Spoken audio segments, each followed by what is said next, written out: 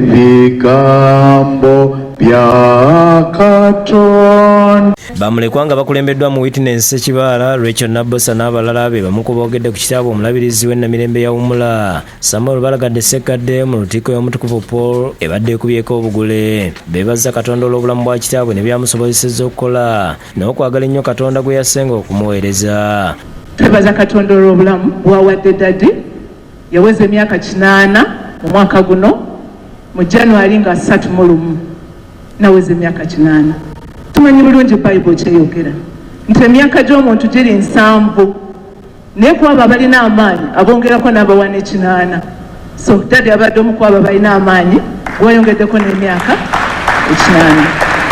Basimye abantu bonna ababeereddewo n'ekkanisa ya Uganda okutwaliza awamu okuva kitaabwe lwe yava mu bulamu bw'ensi eno. Tukulidde mu kanisa newe Daddy bwe yagenda ku Mande ne tulaba ekkanisa ng'etwetoolodde ne batugamba tudde ku mabbali ne bakola buli kimu nga ffe tutunula butunuzi nga ne batuwa omukisa okukungubagira Daddy. So twebaza nnyo Namwandu Allen Ssekadde ayogedde ku mugenzi ng'abadde omwami omulungi era amwagadde okuviira ddala lwe yamuwasa okutuusa lw'afudde. Omwezi nga 28 Oktoba 1972 ne tugattibwa ne munnange.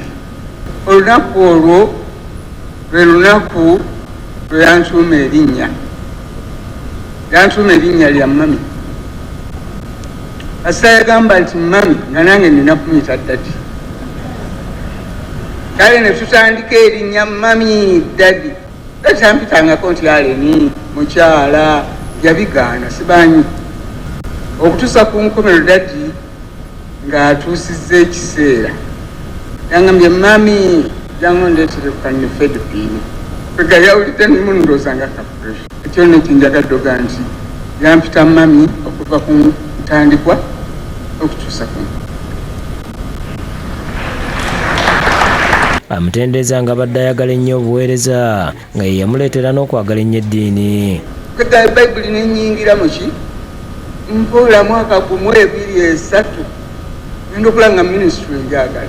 Ssaabadinkoni w'entebe Venerable Canon Gita Kavuma ayogedde ku lugendo lwe olw'obuweereza n'omugenzi era ng'abaagadde nnyo ng'abaana era nga kyakulabirako gye bali. Nze omu ku baawule be yasooka okwawula mu mwaka ogw'1994 nga yakatuuzibwa sabbiiti eyaddako n'atwawula wano era n'atugatta ne mukyala wange. Okuva mu mwaka ogw'1996 okutuukira ddala mu mwaka ogw'2009 lwe yawummula nasigala nga mpeereza naye mu ofiisi y'omulabirizi. Abaweereza b'enjawulo okubadde abalabiriza obubaka bwabwe busomeddwa Michael Boa, omulabizi wa Ssente Buganda ng'omugenzi bamwogeddeko ng'abalezi obulungi. Twebaza nnyo Katonda olw'obulamu bwe bwonna obw'omuwendo eri ffenna. Tusaba Katonda abagumye awo essuubi eddamu.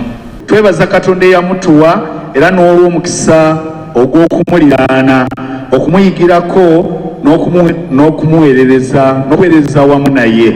Obubaka bwa Katikkiro Charles Peter Mayiga busomeddwa omumyuka owokubiri wagwansibirwa ng'atendereza Omulabiriizi Ssekadde olw'obuweereza bwe nga yakola ky'amaanyi okunyweza enkolagana wakati w'ekkanisa ya Uganda n'Obwakabaka. Yatuukibwangako butereevu ku buli nsonga era nga naye yatuukirira abakulembeze b'emmengo buli waabangawo obwetaavu bwonna obw'omwoyo n'obwa Sseruganda. Emirimu gy'Obwakabaka gyonna yagyenyigiranga mu butereevu. Amwogeddeko ng'abadde omutabaganya era ow'enkizo mu kubunyisa enjiri. Abuulidde enjiri era alokodde awagidde okulokola abantu bangi nnyo mu kkanisa.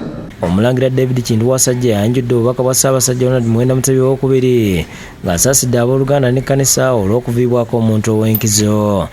Tuwulidde n'okusaasirwa kungi amawulire g'okufa kw'omwami wo Omulabiriizi eyawummula Samuel Balagadde Ssekadde kitalo nnyo nnyini ddala. Tusaasira bamulekwa olw'okufiirwa mukadde waabwe mu ngeri ey'amangu. Ssaabasajja ayogedde ku mugenzi ng'abadde ow'ekisa omwetowaze era nga bakumusubwa nnyo. Abadde wa kisa mwetowaze ng'awa buli muntu ekitiibwa. Tumusaaliddwa nnyo.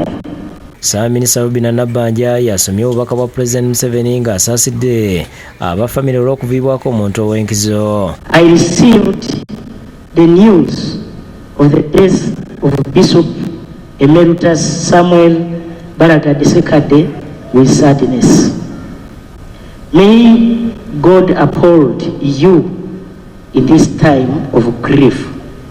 Pulezidenti atenderezza omukulu w'omugenzi gw'alese eri ekkanisa n'eggwanga okutwaliza wamu. The nation shall remain indebted to his service, memories, and his kind words of wisdom will ever be cherished. Nabbanja oluvannyuma akwasiza namwandu amabugo ga nsimbi obukadde 30 okuva ewa pulezidenti.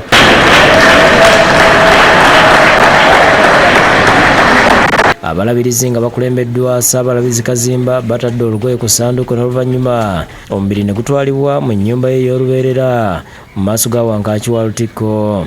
Omulabirizi Ssekadde afiiridde ku gy'obukulu 80 nga yazaalibwa mu mwaka gwa 1949. Disani Mutyaba yakusakidde gwino ku Bukedde TV.